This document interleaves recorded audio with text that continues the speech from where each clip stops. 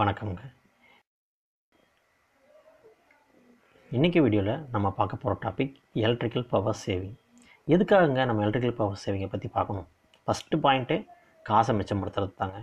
அதுக்கு மட்டும் கிடையாது. இந்த எலக்ட்ரிசிட்டிங்கிறது தண்ணியிலிருந்தும், காற்றுலேருந்தும், சூரிய வெளிச்சத்துலேருந்தும், நிலத்தடி கரியிலிருந்தும், இப்படி எல்லாமே இயற்கை பொருட்கள்லேருந்து தான் நமக்கு கிடைக்கிது. ஸோ இந்த இயற்கையை பாதுகாக்கிறதுக்காகவும் நம்ம இதை பற்றி தெரிஞ்சுக்கணுங்க. இப்போ இந்த டாப்பிக்கில் நம்ம இன்றைக்கி பார்க்க போகிறது எலக்ட்ரிக்கல் பவர் சேவிங் டிப்ஸ். இதில் முக்கியமாக நான் எடுத்துக்கிட்டது இந்த நாலு எக்யூப்மெண்ட்ஸில் இருந்துங்க. ஒன்று லைட்டு, ஃபேனு, ஃப்ரிட்ஜு, ஏசி.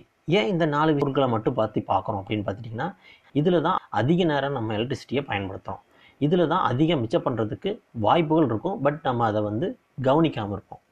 அடுத்து பார்த்திங்கன்னா, இது இல்லாமல் மீதி அதிகமாக எங்கே யூஸ் பண்ணுறோன்னா டிவியில், லேப்டாப்பில் இதில் தாங்க யூஸ் பண்ணுறோம். அதெல்லாம் சேவிங்க்குன்னு டிப்ஸ் எதுவும் கிடையாது. நம்ம யூஸ் பண்ணுற நேரத்தை குறைச்சாலே அது சேவிங் தான். பட் இதிலெல்லாம் யூஸ் பண்ணுற நேரத்தை தவிர அதில் யூஸ் பண்ணுற விதம், அந்த விதத்துக்கு மாற்றினாலும் அதில் பவர் சேவிங்கை நம்மளால் பண்ண முடியுங்க. அதை பற்றி தான் இந்த வீடியோவில் பார்க்க போகிறோம். இதில் பார்க்கக்கூடிய டிப்ஸை நிறையா பேர் அவங்க டே டு டே லைஃப்பில் ஃபாலோ பண்ணிட்டு தான் இருக்கீங்க. பட் இருந்தாலும் அது ஏன் அப்படிங்கிறதுக்கான ஒரு விளக்கமாகவும் இந்த வீடியோ இருக்குங்க.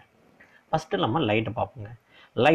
லைட்டில் முக்கியமான விஷயம் எல்இடி பல்பு. ஸோ அதில் 60 வாட்ஸ் பல்புக்கும் இப்போ இருக்கிற 9 வாட்ஸ் எல்இடி பல்ப், இது ரெண்டுக்கும் ஒரு கம்பேரிசன் எடுத்துப்போம். இதுதான் முதல்ல யூஸ் பண்ணுறது லைட்டும் இப்போ யூஸ் பண்ணுற லைட்டும் ரெண்டுமே ஒரே வெளிச்சம் தான் தரும். இதுக்கு என்ன வித்தியாசங்கிறத பார்ப்போம்.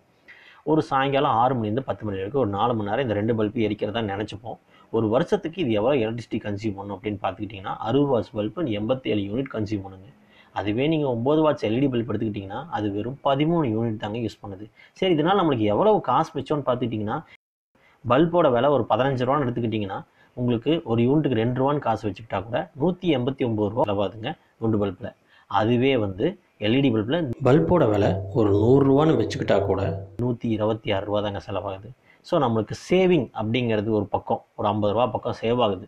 இன்னொரு பாயிண்ட் பார்த்தீங்கன்னா, பவர் கன்சப்ஷன் கிட்டத்தட்ட 64 யூனிட் உங்களுக்கு குறையுதுங்க. ஸோ இயற்கைக்கு நம்ம கரண்ட்டை மிச்சப்படுத்தி கொடுக்குறோம். ஸோ நம்ம இயற்கையை பாதுகாக்கிறோம். இந்த ஒரு நோக்கத்தில் தான் நம்ம எலக்ட்ரிசிட்டியை சேவ் பண்ணணும் அப்படிங்கிறத பற்றி தெரிஞ்சுக்கணும். எல்இடி தான் இப்போ எல்லாருமே யூஸ் பண்ணிகிட்ருக்கோம். எல்லாத்துக்குமே இந்த விஷயம் நல்லாவே தெரியுது. பட் இருந்தாலும் எல்லோரும் தவற விட்ட ஒரு இடம் இருக்குது. அதுதாங்க நம்மளோட நைட் லேம்ப். நைட் லேம்ப் அதிக நேரம், அதாவது நைட்டு 10 மணிலேருந்து காலைல 6 மணி வரைக்கும் எரிய ஒரு பல்பு. அது பார்த்திங்கன்னா 8 மணி நேரம் கிட்டத்தட்ட ஒரு நாளைக்கு நம்ம உபயோகப்படுத்துகிறோம். ஆனால் அது 0 வாட்ஸ் பல்புன்னு சொல்லி வாங்குகிறோம். பட் அதில் 15 வாட்ஸ் அது கெப்பாசிட்டி கன்சியூம் பண்ணுங்கிறது நிறைய பேருக்கு தெரியறது இல்லைங்க. ஸோ இப்போ அது எவ்வளோ கன்சியூம் பண்ணும் அப்படின்னு பார்த்துக்கிட்டிங்கன்னா, ஒரு நாளைக்கு 8 மணி நேரம் இருக்கிறீங்க, வருஷத்துக்கு பார்த்தீங்கன்னா அது 44 யூனிட் கன்சியூம் பண்ணுங்க. ஸோ அதில் உங்களுக்கு 103 ரூபா செலவாகுது. பட் அதே பல்பு இப்போ 0.5 வாட்ஸ் எல்இடியில் வந்திருக்குங்க. அதை யூஸ் பண்ணிங்கன்னா 43 ரூபா தான் உங்களுக்கு செலவு ஒரு வருஷத்துக்கே. அதுக்கப்புறம் பார்த்தீங்கன்னா இதே மாதிரி தான் டியூப் லைட்டுங்க. டியூப் லைட்டில் பர்ச்சேசிங் காஸ்ட் ஒன்றும் பெருசாக டிஃபரன்ஸ் இல்லைங்க. பட் பல்பில் பார்த்துட்டிங்கன்னா 36 வாட்ஸுக்கும் இப்போ வாங்குகிற எல்இடி 20 வாட்ஸ் தான். ஸோ உங்களுக்கு பாதிக்கு பாதி 52 யூனிட் கன்சியூம் இடத்துல 29 யூனிட் தான் ஒரு வருஷத்துக்கே உங்களுக்கு கன்சியூம் ஆகுது. அப்படிங்கும்போது உங்களோட பவர் கன்சப்ஷன் எவ்வளோ குறைக்கிறீங்க, அதே மாதிரி காசு எவ்வளோ குறைக்கிறீங்க அதை பார்த்துக்கோங்க. இப்போ இது எல்லாமே ஒரு வருஷத்துக்கு தாங்க. இதுக்கப்புறம் 2வது வருஷம் உங்களுக்கு அந்த பல்ப் லைஃப் நீடிச்சதுன்னா 2வது வருஷம் உங்களுக்கு பல்புக்கு காசே கிடையாது, வெறும் யூனிட் தான். யூனிட் உங்களுக்கு கம்மியாக யூனிட் செலவாகுது. அப்போனா உங்களுக்கு அதுக்கப்புறம் வரதால லாபம் தான். முதல்ல நீங்கள் ஒரு வருஷத்துலேயே எடுத்துடுறீங்க. அப்படிங்கும்போது பார்த்துக்கோங்க. இப்போ நிறையா பல்பில் 2 வருஷ வாரண்டியெல்லாம் கொடுக்க ஆரம்பிச்சிட்டாங்க. அடுத்ததான் நம்ம பார்க்க போகிறது ஃபேனை பொறுத்த வரைக்கும் முக்கியமான விஷயமே ரெகுலேட்டர் தாங்க. இந்த ரெகுலேட்டரில் இந்த 2 டைப் ரெகுலேட்டர் நம்ம யூஸ் பண்ணிட்டு தான் இருப்போம். ஒன்று ஓல்டு டைப் ரெகுலேட்டர், இன்னொன்று எலக்ட்ரானிக் டைப். இந்த 2 ரெகுலேட்டரில் என்ன ஒரு வித்தியாசம், மெயின் வித்தியாசம் என்னென்னு பார்த்துக்கிட்டிங்கன்னா, இந்த ஓல்டு டைப் ரெகுலேட்டர் ஸ்பீடு 5 வச்சாலும் ஸ்பீடு 1 வச்சாலும் ஒரே பவர் தாங்க எடுத்துக்கும். நீங்கள் 1ல் வச்சாலும் ஒரே கரண்ட்டு தான், 5ல் வச்சாலும் அதே கரண்ட்டு தான். ஆனால் இந்த எலக்ட்ரானிக் ரெகுலேட்டர் அப்படி கிடையாதுங்க. நீங்கள் ஸ்பீடை குறைக்க பவரும் குறையும். நீங்கள் 1ல் வச்சிங்கன்னா அதுக்கேற்ற கரண்ட் தான் எடுத்துக்கும். 5ல் வச்சா அதிகமாக இருக்கும். அப்படிங்கும்போது நீங்கள் ரெகுலேட்டர் ஸ்லோ பண்ணி இப்போ குளிர்காலத்தில் நிறைய பேர் ஃபேன் 1லையோ 2லையோ எனக்கு சும்மா சத்தம் கேட்டால் போதுங்க அப்படின்னு ஓட்டுவாங்க. அந்த நேரத்தில் உங்களுக்கு நிறையாவே பவர் மிச்சப்படுத்தி கொடுக்குங்க. அடுத்தது இந்த ஃபேனை பொறுத்த வரைக்கும் இந்த பிளேட்ஸில் டிசைன் இல்லாமல் பார்த்துக்கோங்க. டிசைன் இருந்துச்சு அப்படின்னா பெயிண்டட் டிசைனாக பரவாயில்ல. பட் ஒரு ப்ரொஜெக்டட் டிசைனாக இருந்தால் அது ஏருக்கு ஒரு அப்ஸ்டக்கிள் கிரியேட் பண்ணி பர்ஃபார்மன்ஸை ரெடியூஸ் பண்ணும். ஸோ அதையும் பார்த்துக்கோங்க. அதுக்கப்புறம் பார்த்துட்டிங்கன்னா டஸ்ட்.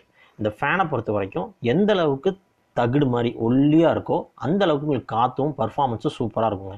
பட் ஆனால் டஸ்ட்டு சேர அதோட தடிமன் இன்க்ரீஸ் ஆகும். டஸ்ட்டுனால அதோட அகலம் பெருசாகும். அப்போ உங்களுக்கு காற்றோட அளவு கம்மியாகும், ப்ளஸ் பர்ஃபார்மன்ஸும் ரெடியூஸ் ஆகுங்க. ஸோ ஃபேனை பொறுத்த வரைக்கும் இவ்வளவு தாங்க முக்கியமான விஷயம். அடுத்து நம்ம பார்க்க போகிறது ஃப்ரிட்ஜ். ஃப்ரிட்ஜுனாலே முக்கியமான விஷயமே திறந்து மூடுறது தாங்க. அதிக தடவை திறந்து மூடினீங்கன்னா அதிகமாக பவர் வேஸ்ட் ஆகும். எப்படி?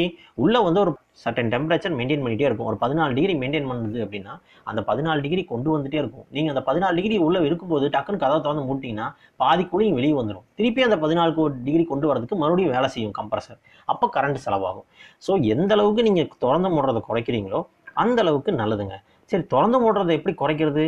அது குறைக்கிறது கண்டிப்பாக நம்மளால முடியாதுங்க. பட் ஆனால் திறந்து மூடுறதுக்கு சில வழிமுறைகள் இருக்குது. நம்ம வந்து அதையாவது கரெக்டாக ஃபாலோ பண்ணோம்னா அதிகமாக கூலிங் வெளியே போகாமல் பார்த்துக்கலாங்க. எப்போவுமே ஃப்ரிட்ஜை வந்து நேராக நின்னோம், இந்த மாதிரி வலது பக்கம் நின்னோம் திறக்கவே கூடாதுங்க. அப்படி திறந்தீங்கன்னா நீங்கள் இவ்வளோ தூரம், அதாவது கிட்டத்தட்ட ஃபுல்லு ஃப்ரிட்ஜே வெளியே தெரிகிற அளவுக்கு நீங்கள் திறக்க வேண்டியது வரும். அப்போ உங்களுக்கு கூலிங் முக்கால்வாசி வெளியே போயிடுங்க.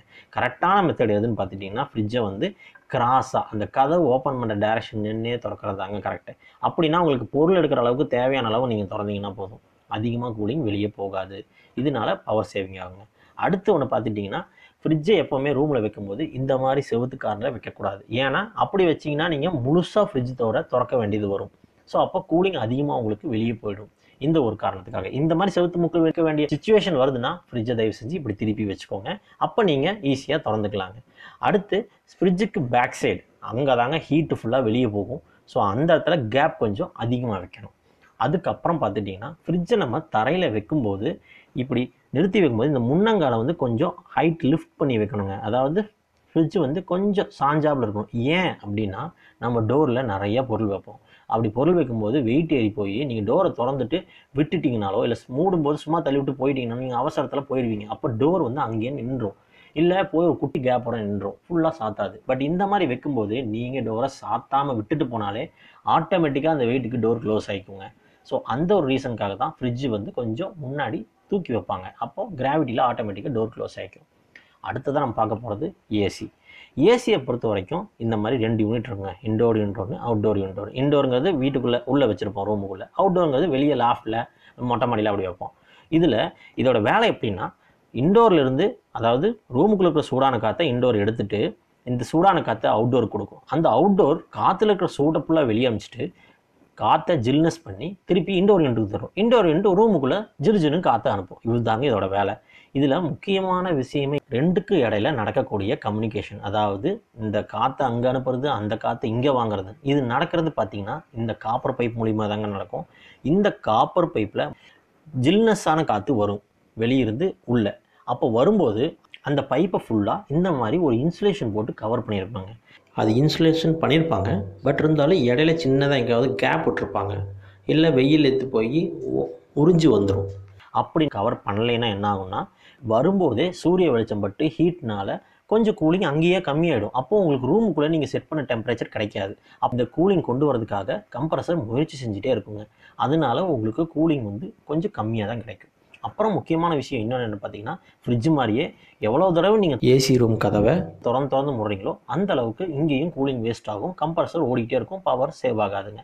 அடுத்த டெம்பரேச்சர் நம்ம வந்து மத்தியானம் மொட்டை வெயிலில் ஒரு போய் 16 டிகிரி நீங்கள் செட் பண்ணுறீங்க அப்படின்னா ரொம்பவுமே மெனக்கட்டாலும் கொண்டே வர முடியாதுங்க. ஏன்னா உச்சி வெயிலில் வந்து செவருக்கு ஹீட் இருக்குது, சீலிங் ஹீட் இருக்குது, எல்லா ஹீட்டையும் தாண்டி ஒரு 16 டிகிரி மெயின்டைன் பண்ண ரொம்ப கஷ்டம். கம்ப்ரஸர் கண்டினியூஸாக அந்த 3-4 ஹவர்ஸ் ஓடிக்கிட்டே இருக்குங்க.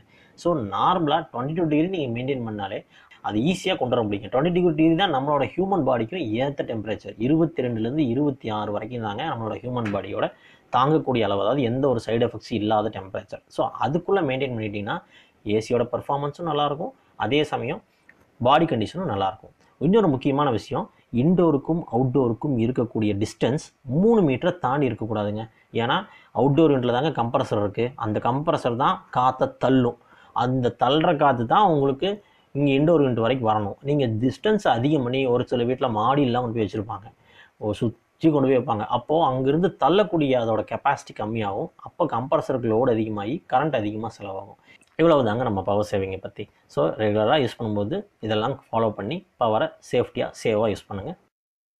வணக்கம்.